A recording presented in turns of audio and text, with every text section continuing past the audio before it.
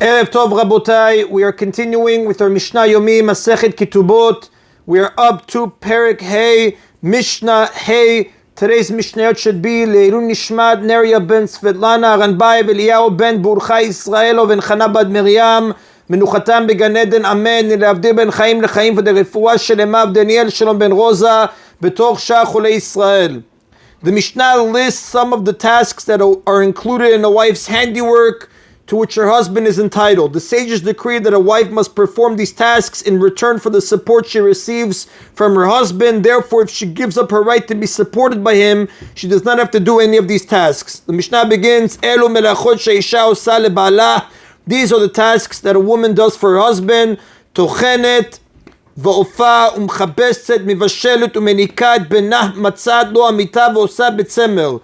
She grinds grain, meaning she does the actual grinding only if the practice is to use a small mill, a hand mill. If a large mill is used, one that is powered by water or by an animal, she only needs to load it with grain and collect the finished flour. Nowadays, when it is not the practice of a wife to grind flour, she is not required to do so. She bakes bread, launders clothes, cooks food, nurses her child. She must nurse the children that she bore to him, but not the children from another wife. The Tevot Yisrael points out, makes the bed for him and works with wool, meaning she spins threads from wool. If she brought him one maidservant into the marriage, for example, the maidservant was part of the wife's dowry, or her dowry included enough money or property to hire a maidservant. The law that the Mishnah now states applies even when where her dowry did not include the means to hire a maidservant, but her husband is wealthy enough to afford one, as the Rambam writes in Hilchot Yishut, chapter 21, Halakha 6. If she brought him one maidservant into the marriage, lo tochenet velo ofa velo mechabeset. She does not have to grind, bake, or launder. These three are the most difficult tasks of the seven, because these three tasks can be given to the maidservant. Shtayim, if she brought two maidservants into the marriage, and nah mivashelet ve'nah minikat benah, she does not even have to cook the food or nurse her child, because these chores can be given to the second maidservant.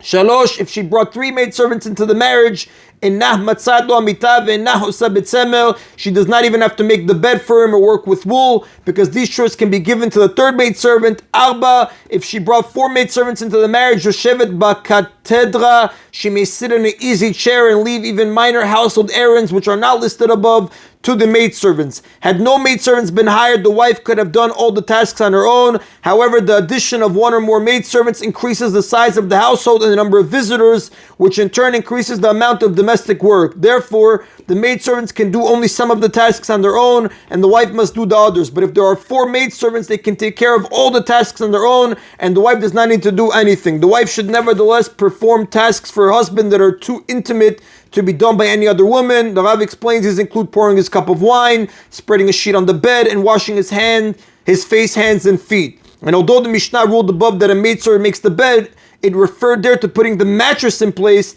not to spreading the sheet, as the Tosfot Yom Tov and Tosfot explain on this Mishnah. The Tosfot's on page 4b in Masechet Ketubot. The Tosfot Yom Tov is on this Mishnah.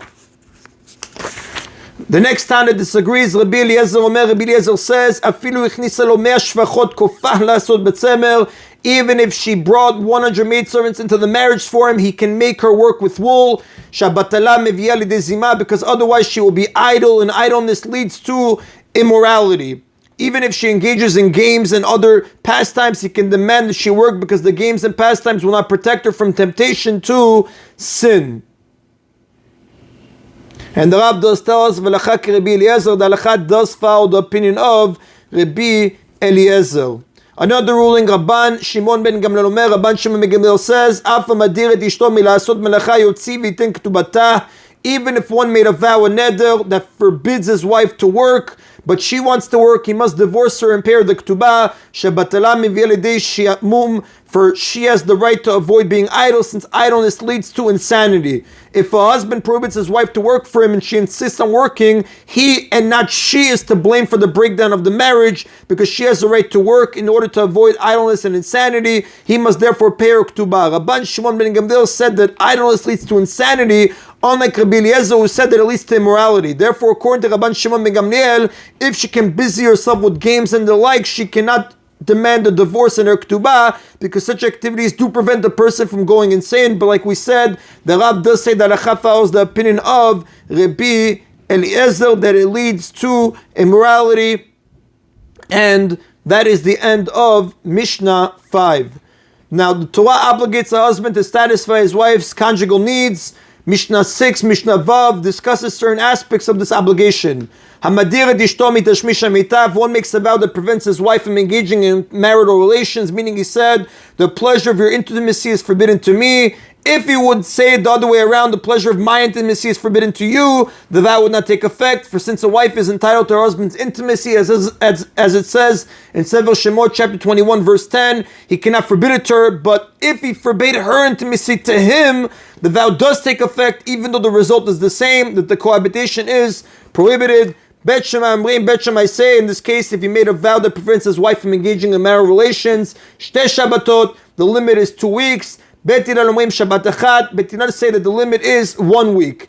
If the vow prohibits marital relations for less than the stated time, 2 weeks according to Bet Shammai, 1 week according to Bet Hillel, the wife cannot demand a divorce. But if the length of the prohibition exceeds the limit, she can demand a divorce and collect her ketubah. We're going to learn that certain types of workers, we're going to see certain types of workers are not required to have marital relations as often as every week or even every 2 weeks. For example, camel drivers whose job requires them to be away from home for weeks at a time are obligated only once in 30 days, and sailors who travel for months are obligated only once in 6 months. Nevertheless, if such a worker makes a neder that bans marital relations for even 1 or 2 weeks, his wife can demand a divorce in her ketubah. The reason is that if there is no neder, the husband's absence is made bearable by hope that he might return early. But if he makes a neder which takes away this hope, it is hard for her to wait even for the relatively short time of a week or 2. The Mishnah presents two situations in which a husband is exempt from his conjugal obligation. Students may go out of town to study Torah without their wife's permission for 30 days at a time, although they will be unable to fulfill their obligation during that period. When studying locally, Torah scholars must perform their conjugal duties no less than once a week. Nevertheless, if they want to leave home to study in another city, they may do so for up to 30 days at a time. This is Rabbi Eliezer's view. According to the sages, a Torah scholar may leave his wife to study Torah for even 2 or 3 years, like we will see in the Mishnah. And the Rav does tell us, the halacha follows the opinion of the sages. Hapolim Shabbat Echad, laborers, for example, tailors, weavers, and builders, may go out of town to work without their wives' permission for 1 week at a time. Although laborers who work locally and return home every night must be intimate with their wives at least twice a week, as Rabbi Eliezer says below, they may leave their homes to pursue their livelihood for as long as 1 week at a time. The Mishnah teaches how often a husband must be intimate with his wife. The conjugal obligation that is mentioned in the Torah depends on the husband's occupation. Idlers, men who do not work, are obligated every day. Since they do not engage in work that weakens them, they have the time and energy to be intimate every day, as the Rambam explains in Echot Ishut, chapter 14, Halacha 1. Laborers who work locally and come home every night are obligated twice a week. Donkey drivers who travel for several days at a time delivering produce are obligated once a week. Camel drivers who travel for weeks delivering packages from distant places are obligated once every 30 days. And sailors who sail for months on the high seas are obligated once every 6 months. These are the words of Rabbi Eliezer. If, when a man gets married, his job is such that he must be intimate with his wife frequently, and later decides to make a change that would reduce the frequency of his obligation, so he wants to switch from a laborer to a donkey driver, his wife can stop him. Since she married him expecting a certain frequency, he may not provide less than her exception. There is expectation. He may not provide less than her expectation. There is an exception, however, with respect to studying Torah. If a man wants to leave his job to become a Torah scholar, the Rav explains his wife cannot stop him even if the change will reduce his obligation. And that is the Rabotai of today's Mishna Yomi. Baruch Adonai Leolam. Amen v'amen.